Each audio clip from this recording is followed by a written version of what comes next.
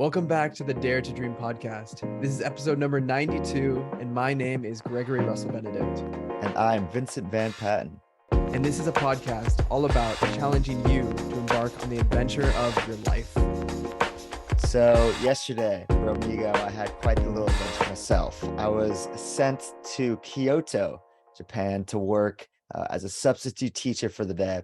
So yeah, I'm working as an English teacher in Japan, and I'm in the Kansai district, which is pretty much the southern western region on the island of Honshu, which is like it's the main island. So Tokyo and such is kind of up in the east. I'm down in Osaka, Kyoto. And so pretty much I did not expect to be going to other cities, really. I thought it'd be mostly just around Osaka.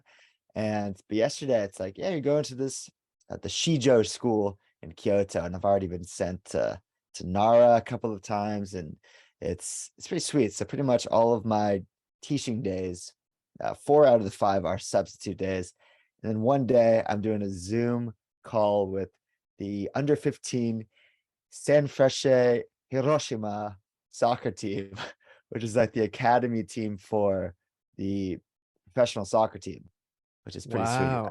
Yeah, I don't know if I've told you about that, but I have a first one last week, just Zoom. So I'm like at headquarters and Zoom and just like this, it's like 8 kids all in the little dorm rooms wearing their Hiroshima soccer jerseys. I was like, this is unbelievable. And just like slapped myself in the middle of it because, like yesterday, I guess this ties in. If there's the moments throughout the day where I'm just like, I get into the routine of doing something, like it starts to feel normal. I'm just thinking about other things, going about my day. And then I'm like, all right, what the heck is going on? I'm teaching this under 15 Hiroshima soccer team right now, or like I'm in Kyoto folding papers, just like acting like this is normal. Like, what? This is insane. And this ties into the bigger theme of the day, which I want to talk about, which is going for your dreams and also working the 9 to 5, or just working a job and also kind of doing things, the side hustle, as we say. But I don't know if I love the term side hustle. Never really have. It makes it sound like you gotta be like hustling and grinding and it's like, let's call it a side dream, but it's also the main dream. We'll think about it, but instead of like a hustle, it's like you're searching for some deeper meaning on the on the periphery of your life, while this inner force is kind of driving the spaceship. Yeah, that's just as easy to say as side hustle. Yeah, that's a mouthful, but the inner spaceship on the periphery. No, I yes. totally feel you. I feel like the term side hustle has the connotation, at least in my mind, of like you're rushing around. Hustle too, I feel like for me, like that, hustle makes me think that you have to be showing other people how hard you're working. And that just really rubs me the wrong way. It's like you aren't actually working that hard. You're just like posting about it, waking up at 4 a.m. and taking a picture of your watch. Yeah, I've been there. So sorry, keep going. So no, I mean, that's pretty much it. I think the episode's over, and this was great. I'll see you next time. Yes. It's a good update. Vinny is hanging out with 14-year-olds boys. Not getting paid for it either. Sorry, I'm pouring a French press. But anyway, so let's do this real quick. I love the theme of essentially doing your dream, daring to dream, following your dream, while also having to deal with the reality of life, having to work a job that pays the bills, oftentimes can be mundane or normal, and yet reminding yourself in those moments that, wow, like I'm teaching 14-year-olds English are they professional soccer team? Yes. So it's the J1 soccer team. Top league in Japan. It's pretty much like the English Premier League of Japan. So we went to a Cerezo Osaka match a couple weeks ago, and it's so cool. Like Japan has, one of the best international teams in the world. It's gotta be one of the best leagues. It's not exactly European, so that's kind of the upper echelon, but they're up there. So like it's a big deal. It's pretty cool. And it's like another one of the teachers is teaching the staff of like the main team. Another one's teaching the under 18s. We all have Hiroshima. So we're gonna do a little field trip someday and go see them. But basically, what this is, so writing Errors of Youth, the first book a couple of years ago, it was kind of ideal timing. It was pandemic, everybody lost their jobs, but in California, you're still getting paid. And so I was like, okay, I'm gonna go all in, spend all my time on writing this book. And I got it done, like a lot of work and pretty much a total year with the initial trip and everything, but like 6 to 8 months of like writing the book and putting it together. This is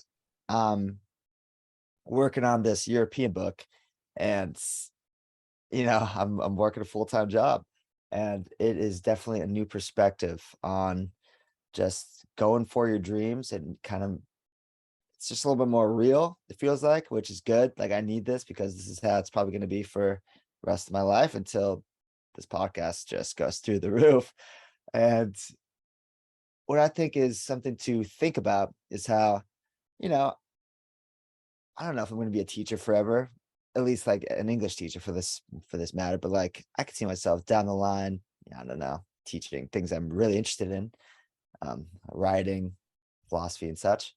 But this is at least getting my foot in the door, and like I feel like I'm definitely learning from it. Like I'm growing as a person from teaching English, and it got me to Japan. Like this is a 9 to 5 that is, and it's pretty unique in that, I'm working interesting hours. It's not exactly 9 to 5. It's like 2 to like 9:30 last night, and then coming home on the train at 10:30 from Kyoto to Osaka, in bed by 12, and then it's like pretty different every day, which is cool. I like that. And like I said, I'm moving like all around. I'm not just, at a desk job, which was big for me.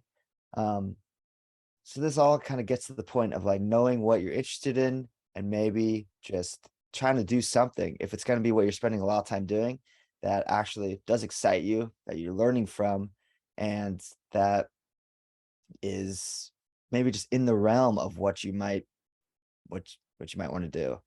Um, and then we'll get to the working on your dream on the side as the next. But any questions or on that matter? I just want to Thoughts, say concerns? I'm super concerned that they let you in front of children, Should first of be. all. And adults, which is even more concerning. Oh, geez. Japan's future is in the toilet now. Yeah. But I mean, I just want to commend you, man. Like, I can't think of many more uncomfortable things than getting up in front of a bunch of foreign strangers who don't quite speak the language and you're teaching them. So that sounds like an amazing experience every single day, just to get uncomfortable, get out of the comfort zone, push yourself. Thanks, brother. I do appreciate that a lot. And for people who, are thinking about just wondering what it's like, I'll give you just how it's been my first week and a half. So the biggest question coming over here was like, how are you gonna teach them when you don't speak Japanese and then speak English? Like, where's the common ground? A worthy concern. So basically, a lot of the lessons, there's like 9 different like age groups that I'm teaching. Like yesterday was, and just the span of the schools that I'm going to, it varies quite a bit. Like it's really interesting. It really is like a new experience every day. Like yesterday in Kyoto, heart of the city. Like I step out of the train, takes about an hour 20 round trip, like door to door, and which was I was first time I was like writing my book on the train, which felt pretty cool. And so I step out to the main strip of Kyoto. I'm just like, this is unreal. Like 15 minutes early, I'm just like in awe that this is what my life is right now. And I go to the school, just like right next to like beautiful Apple store. And it's just very cheerful. I'm like, wow. And it's kind of one of the nicer schools. And it's like, so I had all adult classes for the day. And usually the adult schools are a little nicer because it's not like a bunch of kids running around and what have you. And so basically I'm like, I get the schedule of who I'm going to be teaching, what classes I'll be teaching that day. And so last week I did a lot of kids classes, and pretty much there's a lot like for say under 8-year-olds, there's lots of games, there's lots of songs. You put on like there's a couple of DVDs, and I'm pretty much like the entertainer. I'm singing and dancing, and I just have to keep wrangling them in. So like, we all have cushions, we're sitting on the ground, and I have like, hands on your head to like make them focus, or like, all right, sit nicely. And like everyone like sits nicely on their knees, do a countdown, like, all right, Asahi, 3, 2. They know what that, like, they kind of know what to expect. Yeah. And so I've never even like babysat before. And that's a big part of it. Lots of flashcards. Like, what's this? Chorusing. So that's an idea if you're thinking about it. If you do like kids, Japanese kids are pretty damn cute, so you might be interested in that. That's a little weird, but they're really funny, and it's a lot. Like, so from like did another class with like 9 to 11-year-olds.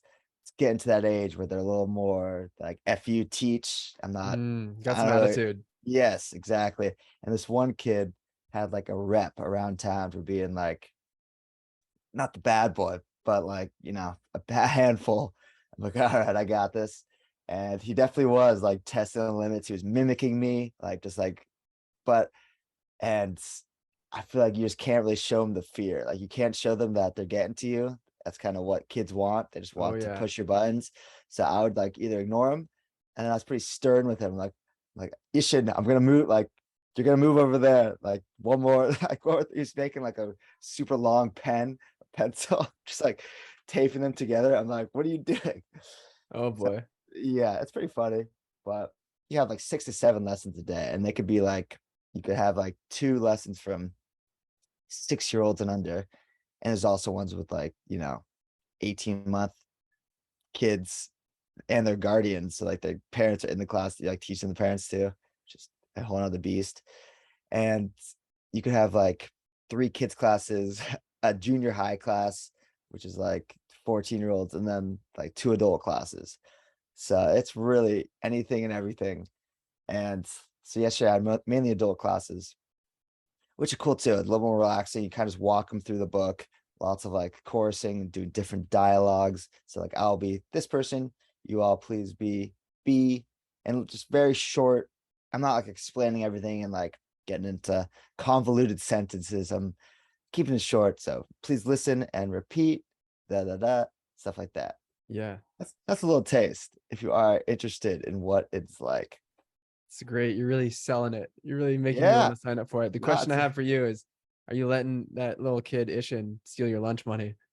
yes, he actually beat me up and gave me a wedgie after class. Just hung me on the door by my underwear. He's 6'2", so I mean, bigger than me. Just really manhandled you. Yeah, So you have so you have a job now. You have a job now. You're working I'm working, brother. on a schedule. You have to write on Yeah, the train now. You can't just wake up in so the middle of the night and write and drink wine. exactly. I'm pretty much drinking wine at all hours as I am right now. Uh, no, yeah. So I'm writing like today. It's 8:05 a.m. I mean, you throw the podcast in the mix, and I'm pretty much busy at all hours, like just Right. trying to find the time to sleep. And it excites me. Like what I was saying, it's my central cog in the machine is like something that I'm learning from. It inspires me with like, story ideas and stuff.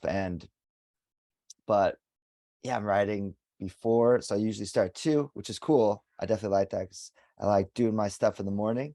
But like today, I my shift starts at 10, which is abnormal. And they like sent me, you're gonna be working at 10 tomorrow. And so it's kind of just juggling, like learning how to kind of juggle it all. And also, big thing is I think I gotta know when to take breaks, like when sleeping is more important than like getting up early to do something. Um, that's probably gonna be the biggest challenges. I was just thinking yesterday, like, what is the point of it? Like, I just kind of remind myself why I'm doing it. Like, is it to prove something to myself? Is it to pretty much, yeah, just keep asking myself, why am I doing it? And if it is because I truly love the process of it, because the journey is more important than the destination, actually just writing brings me joy, and doing this, then I gotta know when a break is more important than just grinding it out. Like we were saying, it's not a hustle, it's a sad love. A side love. There we go. That is, you That nailed kind of it. sounds like a relationship problem. Sounds like a side chick. Got your main squeeze and your side chick. Exactly. Except my side Yeah. love. So We'll I get there. think We'll figure it out. we'll figure it out. What you're saying resonates with me is like asking yourself, what are you doing it for? Again and again, make sure you're doing it for the right reasons. And I think a big reason, at least for me, of why I'm doing what I'm doing is because I'm building. I'm building the coaching company, the podcast with you, like building a brand and just building myself into the person I want to be. And there's plenty of days where I'm feeling a little tired and burnt out. But at the same time, I mean, I might take that back because when I do feel that, it's because I'm just physically like sleepy. Whereas Yeah. in the past, it was like I was feeling unfulfilled. I never have any of that anymore because I am doing the thing that I love. And physical exhaustion Exhaustion. still gets in the way, but none of that almost mental or psychological or existential exhaustion of like wondering, oh, what am I doing? Why am I doing this? So that is a huge positive. It gives me, I think, more energy. I think it gives me energy to like to work on something, get inspired. And so yes, it's when I'm physically exhausted. Like I'm just like, I need to sleep an extra hour. And I'm learning. Like this definitely feeds into just my whole physical journey of like, why am I pushing myself so hard to get into amazing shape and stuff? Is it to actually feel good, or is it because I have an idea in my head of who I should be, and like, perfectionist mentality, which it is, I think, in the physical realm and in pursuing something meaningful, it's you got to be in it for the long haul, or else you will burn out. You got to be And in it. yes, Sorry, go ahead. I'm so excited. Please, please, please. You got to be in it for the long haul, and you have to be in it for the right reasons and your reasons. One of the Yes. most frustrating things I think is being told to relax or take it easy or find balance when the work, the thing you're striving toward, is what gives you energy. And sometimes Hmm. you don't want to take a day off and you just want to keep working and you want to work on stuff on the weekends. And I actually came across something recently that's really interesting. Mr. Beast is the biggest YouTuber in the world. He's one of the wealthiest people in the world now. He makes over $50 million in annual revenue just from YouTube alone. And he launched a food company. He launched he launched three big companies, one in food. I think one is in like online learning. And then there's a third one that I'm not remembering. But he has a really, really, really interesting perspective on burnout. And it kind of goes against everything that most people believe in. And I probably believe in too, but it's that he works every single day. He obsesses over everything and he actually pushes himself past the point of burnout into the point of breaking. And when he has that like mental breakdown, then he knows it's time to take a day off and he'll rest and recover and then get back to it. But he sees that as part of the process, not something to be avoided. He welcomes it and kind of just walks into Wow. waking up one day and just absolutely Like, exploding and having a breakdown. interesting. Yeah, I don't know if I've ever heard that. It's it's definitely, it's not an easy one. Like yesterday I wrote, I have like finished the first draft of my book by like summer 2023. It's like I need, even though it's because you need, still it's, if I just approach it of just like, oh, I'm doing this just because, well, no, that doesn't really, if it's like I'm just gonna do this when I feel good and like when it fills me up and stuff, it's probably not gonna get done. And like I've had to, especially now with like I need to make the time to get it done. It's got to be pushing myself and also doing it for the right reasons. So like setting deadlines, I think, is an important one. You need deadlines and you need what Stephen Pressfield says, you need to put your ass where your heart wants to be. So Wow, your heart that's wants to write a oh, book. Your heart needs you to be in that seat. So put your ass in that seat and just write. that is, damn, that is good. Yeah, like I also wrote, it's like create, go on a streak. Like the only way this is gonna get done is by doing the tiniest bit every day, and you know, just go on a streak. See how long I can freaking go. Even just writing one sentence, like just face the thing every damn day and just put it in my realm of always thinking about it, which makes me really excited. Put your Yeah. ass where your heart wants to be. That is it, baby. That's powerful. So something I'm thinking about that's been coming up in my life recently is, I've mentioned this before. There's a quote by Sean Smith. He's a life coach. And he says, whenever you're trying to do something new, do it scared, do it unprepared, and then do it again. And that has really been resonating with me recently because I have always wanted to start my own mastermind. I wanted to start a mastermind that has group coaching, that brings together high achievers who are looking to become the best version of themselves. And I know that it's going to be incredible because I've had small glimpses of that type of thing where you get people together and you share goals, you talk about what you're learning, and it's just amazing. And yet I've been putting it off for so long because I've never done it before. And I'm letting that get in the way of me doing it because I've never done it before. Right. And so today I just made a decision to launch the thing, to publicly share that I'm starting a group coaching mastermind. And I have no idea what it's going to be like. I don't know what it's going to look like. I don't know what exactly I'm going to take people through. But in putting myself on the hook and offering this to the world and saying, if you're interested, I will build it. I set a deadline for myself, and it actually ensures that the thing is going to happen, because if people sign up for it, I know that it's going to get done.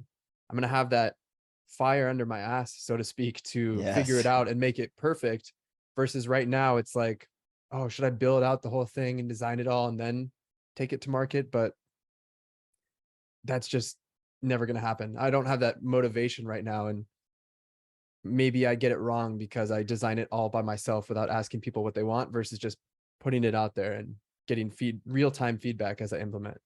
100%. Yeah. I mean, it's gonna be awesome because you could always iterate one after you've begun. Like you need, and it goes back to, for me, writing the book is kind of my central thing right now. But it's like I don't really care if the first draft, like it's gonna be shitty, and I literally need just the clay to mold, as Yeah. opposed to trying to make it perfect before waiting for it to be perfect before I put it out there. Or you need to throw clay at the wall and then start working on the thing. And we're so afraid to do things before they're perfect because it's embarrassing. We're fearing that a lot of us have that perfectionist personality, and everything has to be perfectly aligned before we will take that swing for the fences. So I was listening to Sean Stevenson, the Model Health Show. It's been a while. Great podcast. And he was just talking about the different personality types of, the type of person, how we show up in life. One of them is, they'll come out swinging, guns blazing. So they get really excited about something and they give it everything they have. They literally pour all their energy into it right off the bat, and they burn out quick. So that's, in a baseball analogy. They come in, they're swinging at everything, trying to go for that home run, but then they're out quick. Next one, perfectionist. They have to wait for just the right pitch before they take the swing. So they're waiting for just the right moment for the stars to align to take that step, to take the leap, to go for it before they go for it. And I think we all have a little bit of each of these in us, of course, but some more than others. And then he's talking about the all-around player, the one, they don't particularly swing for every pitch, but they'll go for the single or the double. And I don't play baseball, but that's what he was using. And sometimes he's going to hit a home run. He or she will hit the homer. Sometimes they're going to strike out. Sometimes they're going to get the triple or make the play, but they will get it done, and they're going to stay in the game the longest. And, it's something to think about.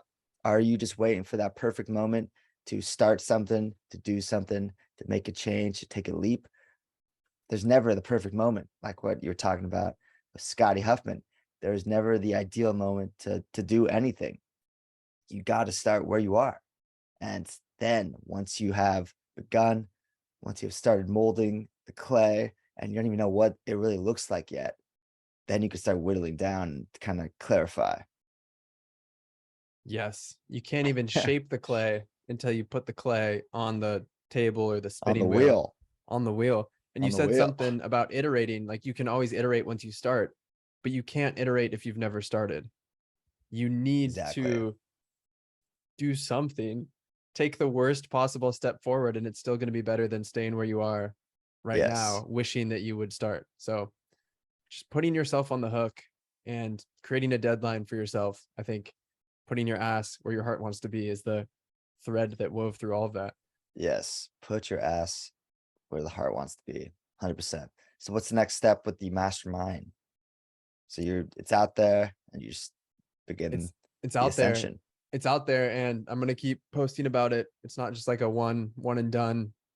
You post on Instagram and everyone signs up and it's perfect. Like you got to keep telling people about it, explaining it over and over again. And Mhm.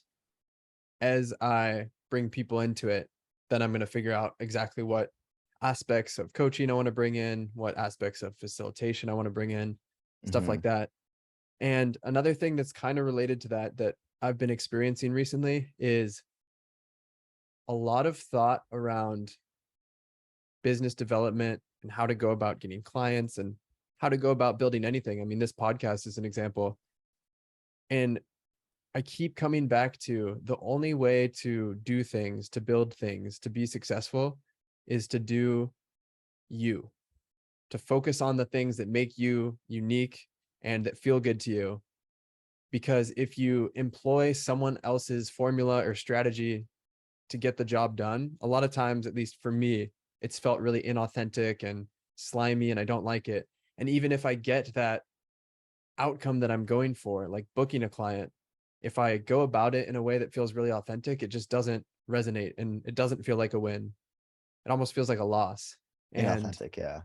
just being yourself in all situations is so important. Right before this podcast, I got a call from a potential client who was really eager to sign up for coaching, and we chatted, and it turns out that she just can't afford it right now. And instead of trying to negotiate or bring in all these sales tactics and apply pressure and say, well, limited time special offer, all this, I was just like, great. Like, I'm really glad that you realize that it's not the right time for you, and Mhm. I'll be here in 6 months when it is the right time. Like, just let me know then. And like, she was so appreciative of that. And I think she was expecting me to like come at her with all of these negotiation tactics. And I was just like, sweet. Like, You that's have 3 great. minutes. If you sign on now, I'll throw in my You get a favorite hula hoop. free Toyota Corolla. And I guess the point of this story is not just to share that. It's to say that I felt better getting off that call, realizing that I just didn't book that client. Like I was glowing. I was like, that was amazing. Like I felt like I showed up in the best way as me. I wasn't trying to be Yes, someone else. Like that felt better than another time I booked a client and I was using this other method and it just felt super gross. So for sure. getting rejected authentically, there's not much better than that. And Oh, man. it wasn't even really a rejection. It's just like it's not going to work right now. So don't make it a rejection. Don't read into it too much. Exactly. And something I'm seeing here is just you gotta put yourself out there to get that rejection. And at least you gave it. I mean, why does it feel good? It feels good because I gave it my best shot and I showed up authentically as myself. Exactly. You did all you could do. You put the ball in her court and you didn't do it in an authentic way. And well done, sir. I think so. I'll bring a little personal experience into this. We were Please. talking the other night how I was at the beer fest thing and I'm there by myself. So it's just like stumbled upon this cool little like beer festival in Osaka. I was just riding around my bike and I was hanging out. It was like great vibes, but I wish I had somebody there to like hang out with and just enjoy with. And saw like, you know, a foreigner, this girl who was like at the stand. I'm like, oh yeah, you can definitely go say something. Just like make it really easy. Like doesn't have to be a big deal. Just like talk myself out of it. Like, ah, no, she's this. Didn't do it. And I told you that like, I think both of us were one of our biggest things we're striving for is just getting, acting on the voice in our head, like doing the thing. It's not even to pick up girls or anything. It's just to get better at flirting with life and like talking to people, granddads, kids, girls, whatever. And I was kind of bummed on that because, I was like, damn, am I getting like less outgoing or just less like Yes, you are. Come back. Come back home now. I'm just losing it. I'm losing my sense of self over here. No, like it's just harder because well, no, I'm not gonna make excuses. It's not harder, but I told myself that like, it's the language barrier and stuff, and it's harder to go talk to people. But the other night, we're out like with the group having a great time, and I see another table of just like two girls look like good time. Like they were having fun. We're there. And we kind of kept looking at each other, like our tables were close by. And, just at one point, just looking at them like, okay, the whole time I'm thinking to myself, like, you gotta say something. Like, say something at least, make it fun. I was like, oh, it's gonna be weird, like approaching them, not speaking Japanese, two Japanese girls. And I was like, no, like, it doesn't have to be this big, just don't make it a big deal. Literally just wait, like we looked at each other, just like waved, and like we all started just laughing, and then invited them over to our table. They come over, start to sit down. We would just like get through the language barrier. Everyone's cracking up.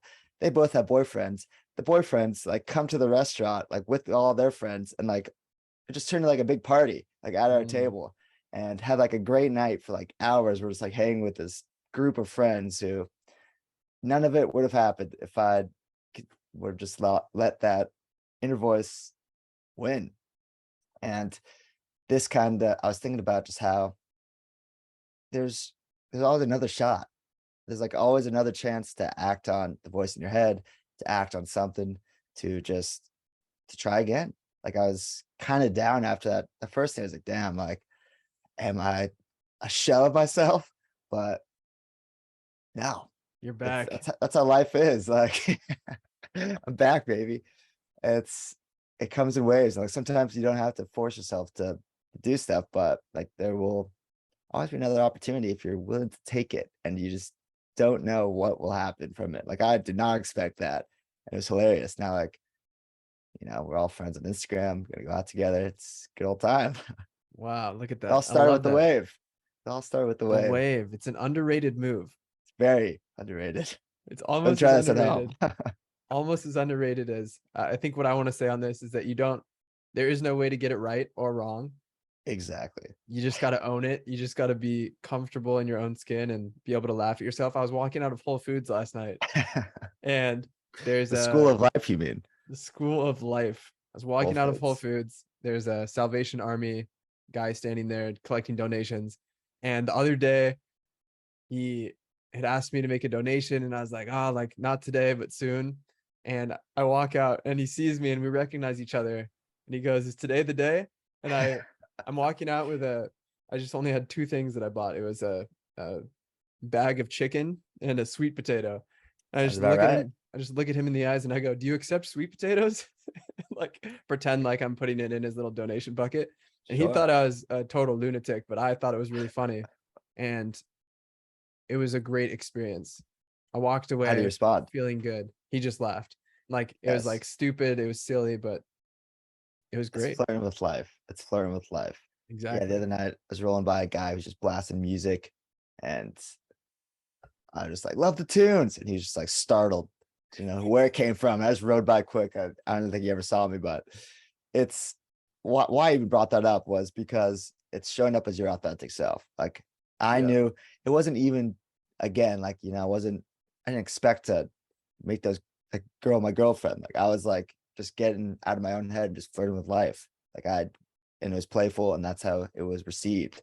So if something feels right to you, that's all that matters. Like, I was so caught up in, is this too much? Just all the questions, but you gotta act. Just lean in. Lean Trust in, your baby. heart. Your heart knows. Yes. Don't let your brain filter it and get in the way and overthink things. Put your ass where your heart wants to be. That's a sweet potato. Yeah. Wow. Bet it is. All right, that's it. We'll end it here. Boom.